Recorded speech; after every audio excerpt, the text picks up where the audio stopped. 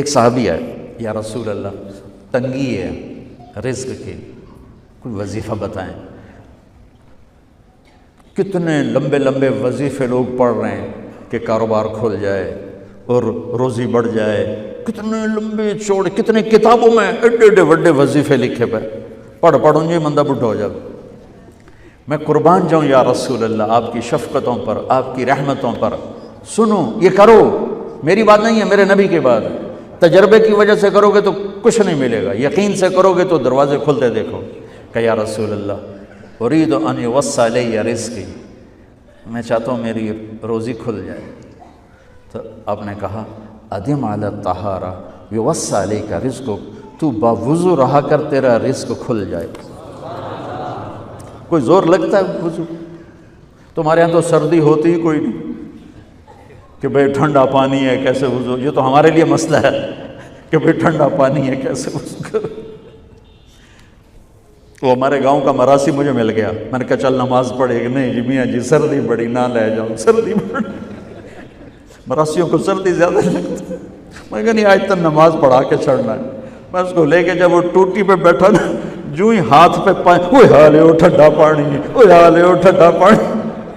تمہارے لیے تو یہ مسئلہ بھی نہیں کہ ٹھنڈا پانی، میرے نبی کی یہ سارا مجمع لے لو، یہ اوپر مستورات لے لیں، ادم علی الطہارہ یوسع علیک رزقک، میرے نبی نے فرمایا باوضو رہنا شروع کر دے، اللہ تیرا رزق کھول دے گا۔ اب یہ اللہ رسول کی آپس کی بات ہے تو میری بات ہوتی تو دیوار پہ مار دو، تجربہ کرو۔ نبی کی بات کو تجربہ کر کے نہیں کرتے، یقین کے ساتھ کرتے ہیں۔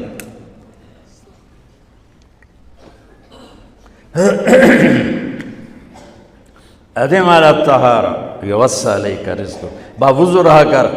اچھا باوضو رہنے کے اور فائدے، اللہ پیار کرتا ہے، شیطان ڈرتا ہے، اور وضو ہوگا تو نماز آپ ہی پڑھی جائے گی، چلو یار وضو ہے 4 فرض ہی پڑھ لو گی۔ ایک دفعہ شیطان آیا ہمارے نبی سے ملنے، تو آپ نے اس سے پوچھا تیرے دشمن کتنے؟ کہنے لگا 15۔ آپ نے فرمایا کون کون ہے؟ کہنے لگا پہلا تو تھوڑا ہی نمبر ہے، پہلا نمبر تو تھوڑے نال میرا لگو ہے۔ پھر کہنے لگا وہ مسلمان جو 24 گھنٹے باوضو رہتا ہے وہ میرا بڑا دشمن ہے۔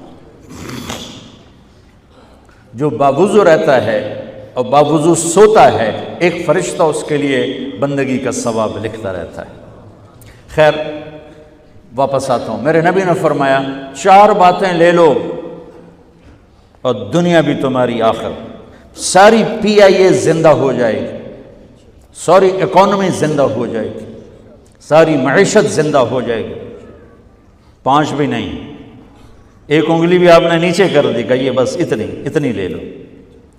حفظ امانت، صدق حدیث، حسن خلیقت، عفت فی طعمت۔ کیا خوبصورت! ساری زندگی کسی کو دھوکہ نہ دینا، دیانت داری۔ میرے ملک کے ادارے کیوں ڈوب گئے؟ دیانت نکل گئی، کھوٹ آ گئی، دھوکہ آ گیا۔ میرے نبی نے کہا حفظ امانت، کبھی امانت میں خیانت نہ کرنا، صدق حدیث، کبھی جھوٹ نہ بولنا، ہمیشہ سچ بولنا۔ میرے نبی نے فرمایا میرا امتی ہر گناہ کر سکتا ہے، 2 نہیں کر سکتا، ایک جھوٹ کبھی نہیں بولے گا، ایک دھوکہ کبھی نہیں دے گا۔ میرے نبی کی 2 صفتیں ہائی لائٹ ہوئیں، صادق اور بولو کیا ہیں؟ کوئی اور بھی تو ہو سکتی تھی، جس سے مشہور کیا، قاب قوسین بھی تو ہے، اور ادنا بھی تو ہے، واللیل بھی تو ہے سیاہ زلفوں والا، والضحیٰ بھی تو ہے روشن چہرے والا۔ کس سے مشہور کیا؟ صادق امین۔ اگر آپ مجھ سے سوال کرو، میں ممبر رسول پہ بیٹھا ہوں کہ مولانا صاحب سارے دین کو 2 لفظوں میں بتاؤ، ساری شریعت کو، تو میرے پاس 2 لفظ ہیں، سچائی اور امانت داری۔ آپ مجھ سے سوال کرو مولانا صاحب ساری دنیا کے کفر کو بتاؤ، تو میرے پاس 2 لفظ ہیں، جھوٹ اور دھوکے بازی۔ جھوٹ اور خیانت، پوری دنیا کا کفر ان کے اندر چھپا ہوا ہے، سچائی اور دیانتداری، پوری دنیا کا اسلام اس کے اندر چھپا ہوا ہے۔ دیانت اور سچائی یہ بیج کی طرح ہے اور پورا اسلام پھر باغ بن کے پھلتا پھولتا ہے۔ جھوٹ اور دھوکہ یہ بھی بیج کی طرح ہے، پھر اس سے کفر کا جنگل کانٹوں بھرا جنم لیتا ہے۔ میرے معاشرے سے جھوٹ نکل جائے، دھوکہ نکل جائے، یہ پاکستان جنت کا ٹکڑا ہے۔ اور یہ حکومت کے بس کا نہیں ہے کہ وہ سب کو سچ بلوائے، یہ مجھے کرنا ہے، یہ مجھے کرنا ہے، میں نے اور آپ نے اس کو شروع کرنا ہے۔ حضرت جریر بن عبداللہ یہ یمن کے شہزادے تھے، آخری حج پہ مسلمان ہوئے، اپنے نوکر سے فرمایا گھوڑا خرید کے لا، میں پیسے یہاں پیمنٹ کروں گا۔ وہ منڈی میں گیا، 300 روپے کا گھوڑا لے کر آیا۔ جب انہوں نے گھوڑوں کو دیکھا تو وہ قیمتی تھا، مالک کو پتہ نہیں تھا، اور یہ گھوڑوں کی نسل کے پہچاننے والے اس سے کہنے لگے تیرے گھوڑے کے 400 کر دوں؟ کر دو۔ بڑا حیران ہو کے دیکھنے لگا، بھائی ہے کہ آپ تو مجھے چیز خریدنی ہے تو میں گھٹاتا ہوں، اور اجمل نے بیچنی ہے تو یہ اس کی قیمت بڑھاتا ہے، اور یہاں خریدار کہہ رہا ہے 400 کر دوں؟ وہ کہنے لگے کر دو۔ کہ 500 کر دوں؟ کہنے لگا کر دو۔ کہ 600 کر دوں؟ وہ تھوڑا تھوڑا گھبرانے لگا، بھائی یہ چکر کی ہے۔ 700 کر دوں؟ 800 کر دوں؟ وہ کہنے لگا حضور تسی لینا تو لو، پر میرا مذاق تھا نا، تسی اٹھاؤ، کدی لین والے بھی پیسے بتائے، تسی میں نے 300 دے میں جاواں۔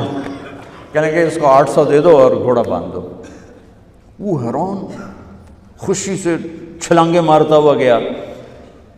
تو جب وہ چلا گیا تو نوکر نے پوچھا میں جب 300 میں سودا کر کے آیا تھا تو 500 کس خوشی میں بڑھائے؟ فرمایا میرے بھائی اس کے گھوڑے کی قیمت 800 تھی، 300 نہیں تھی، اور میں نے نبی کے ہاتھوں میں ہاتھ دے کے یہ وعدہ کیا تھا زندگی بھر کسی کو دھوکہ نہیں دوں گا، سب کی خیر خواہی چاہوں گا۔ تو بھائیو میرے اداروں میں کس ٹیلنٹ کی کمی نہیں، صلاحیتوں کی کمی نہیں، دیانت کی کمی ہے، قوت عمل کی کمی نہیں، سچائی کی کمی ہے۔ حجاج بن یوسف ایک ظالم گورنر گزرا ہے، اس کے خلاف بغاوت ہوئی، وہ ناکام ہو گئی۔ تو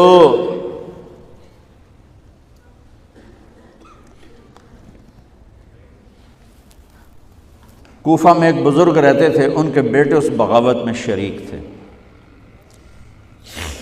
وہ چھپتے چھپاتے کئی سال کے بعد واپس آ گئے۔ ابن خراش ان کا نام تھا۔ ان کی سچائی مشہور تھی کہ ابن خراش جھوٹ نہیں بولتا۔ حجاج کو پتہ چل گیا CID سے کہ آ گئے، تو اس نے کہا آج ابن خراش کا امتحان ہوگا۔ اس کو کھانے پہ بلایا، عنوان ہی نہیں بنایا تفتیش کا، کھانے پہ بلایا اور کھانا شروع ہو گیا۔ باتوں باتوں میں کہتا ہے ابن خراش آپ کے بیٹے ہمارے خلاف لڑ کے بھاگ گئے تھے، کوئی پتہ ہے؟ تو ابن خراش ہنس پڑے، کہنے لگے حجاج زندگی موت تو اللہ کے ہاتھ میں ہے، گھر آئے بیٹھے۔ تو اس نے کہا تیری سچائی کو سلام کرتا ہوں، اگر تو جھوٹ بولتا یہیں تیرا سر اتارتا، پھر تیرے بیٹوں کا جاؤ سلام ہے تیری سچائی کو، تیرے بیٹے تجھے مبارک ہوں، مسلمان جھوٹ نہیں بولتا۔ میرے نبی سے پوچھا گیا یا رسول اللہ کیا مسلمان بزدل ہو سکتا؟ کہا کیا مسلمان بخیل ہو سکتا؟ آپ نے کہا۔ پھر پوچھا گیا جھوٹ بول سکتا؟ کہا نہیں، جھوٹ نہیں بول سکتا۔ تو دو باتیں حدیث پاک کی، صدق و حدیث، حفظ و امانت، یہ دو باتیں زندہ ہو جائیں تمہارے سارے ادارے زندہ ہو جائیں، ہم نقصان سے نکل کر نفع میں آ جائیں گے، نفع میں آ کر اوروں کو دینے والے بن جائیں گے۔